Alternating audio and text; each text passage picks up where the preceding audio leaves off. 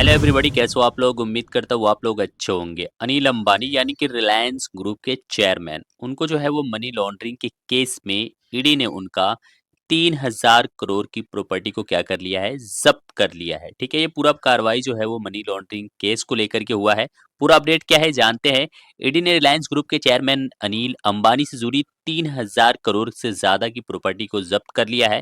यह कार्रवाई उनकी कंपनी के खिलाफ मनी लॉन्ड्रिंग जांच के तहत हुई है। इस संपत्ति में ऑफिस और जमीनें भी शामिल है, यानी कि जमीन और ऑफिस दोनों को ही जब्त किया गया है। यह मामला रिलायंस होम फाइनेंस लिमिटेड और रिलायंस कमर्शियल फाइनेंस लिमिटेड जुटाई गई पब्लिक मनी के लॉन्ड्रिंग केस से जुड़ा हुआ है। यानी कि पब्लिक का जो पैसा था वो फाइनेंस दो कंपनी है, यहाँ पे बताया जा रहा है, उसको लेकर के जो है इनके दो यानी कि जमीन और ऑफिस से रिलेटेड 3000 करोड़ की जो संपत्ति थी यानी कि जो प्रॉपर्टी थी उसको ईडी ने क्या कर दिया है, जब्त कर लिया है। बढ़ते अगले अपडेट की तरफ, देखते हैं कौन सा अपडेट है। क्या वैश्विक केंद्र बैंक सच में जमा कर रहा है सारा सोना? इसको लेकर के बहुत सारे लोगों के अंदर जो है वो डाउट है, लेकिन इसका असली आंकड़ा क्या है, रिपोर्ट क्या है, ये हम बात करने वाले हैं और डिटेल में बताएंगे कि आखिर सच क्या है इसका। स्टेटिस्टिका की रिपोर्ट के वर्ल्ड गोल्ड काउंसिल जैसे मंचों का हवाला देते हुए बताया गया है कि दुनिया के मतलब एक स्टैटिस का जो रिपोर्ट होता है उसके हिसाब से दुनिया के कुल सोने का लगभग 54% आभूषणों में है। यानी कि दुनिया में जितना भी सोना है उसका टोटल जो है उसमें से 54% जो है जिसका आभूषण में लगाया गया है, और वहीं पर 21% सोना जो है वो सिक्का में बदला गया हुआ है, मतलब सिक्कों में। उसके बाद में वही केंद्रीय बैंकों के भंडार में कुल सोने करीब 17% जमा है, जबकि लगभग 8% सोना जो है वो वित्तीय निवेश से जुड़ा हुआ है।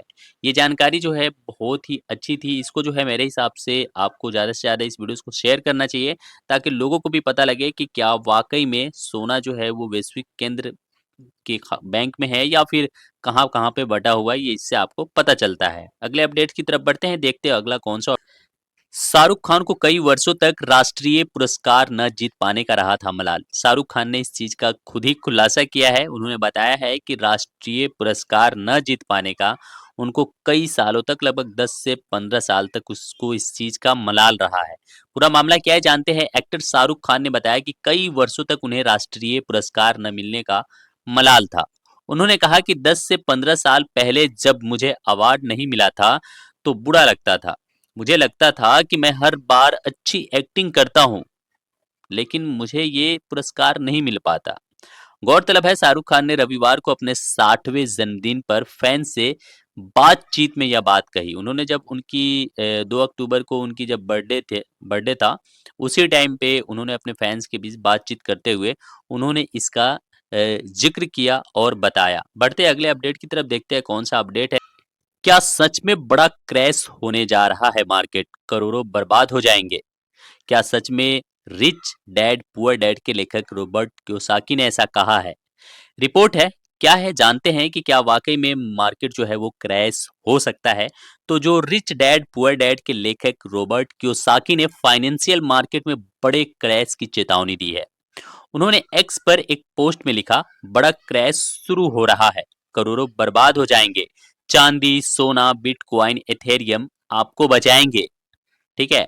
कुछ यूजर्स ने कहा कि कियोसाकी का एक दशक से भी ज्यादा समय से ऐसी ही चेतावनी दे रहे हैं। जब इन्होंने एक्स पर इस पोस्ट को डाला कि अब मार्केट में बहुत बड़ा क्रैश आ सकता है, आपको जो है निवेश करना चाहिए सोना चांदी बिटकॉइन या फिर एथेरियम, ऐसे कुछ चीज़ों का नाम लिया, तो उस पर जो है कुछ यूजर्स ने कहा कि कियोसाकी जो है वो ऐसा लगभग एक दशक से भी ज़्यादा समय से ऐसा ही बोलता आ रहे हैं कि ये मेरी चेतावनी है, मार्केट क्रैश हो जाएगा। तो लोगों ने तरह-तरह का उस पे रिएक्शन दिया, उनके बाद पे जो कमेंट होता है वो किया। बाकी इस पे आपकी क्या कमेंट है, हमें कमेंट सेक्शन में बताएं।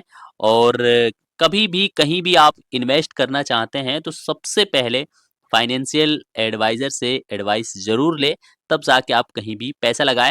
बढ़ते अगले अपडेट की तरफ, देखते हैं कौन सा अपडेट। भारत कहाँ निवेश कर रहा है अपना पैसा, क्या आपको पता है? पूरा भारतीय जो है, पूरे इंडियंस जो है वो आखिरकार अपने पैसे को निवेश कहाँ कर रहे हैं, आज की इस अपडेट में हम डिटेल में जानेंगे। स्टैटिस्टा के सर्वे के अनुसार भारतीय लगभग 40% इक्विटी में निवेश कर रहे हैं और लगभग इतना ही पैसा इंश्योरेंस से जुड़ी निवेश की योजनाओं में लगा रहे हैं। जो इंश्योरेंस की जो निवेश होता है, योजना होता है, उसमें लगा रहे हैं और 40% इक्विटी में निवेश कर रहे हैं। रिपोर्ट के हिसाब से इसके बाद भारतीय रियल एस्टेट और बहुल्य धातुओं में सर्वाधिक निवेश करते हैं। और उसके बाद बताया गया है कि 30 से 30% से अधिक, वहीं भारतीय क्रिप्टो करेंसी में तकरीबन 25% निवेश करते हैं।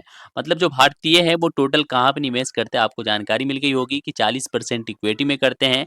उसके बाद में बहुमूल्य धातु जो होता है भारतीय रियल एस्टेट, उसमें जो है लगभग 30% के करीब करते हैं।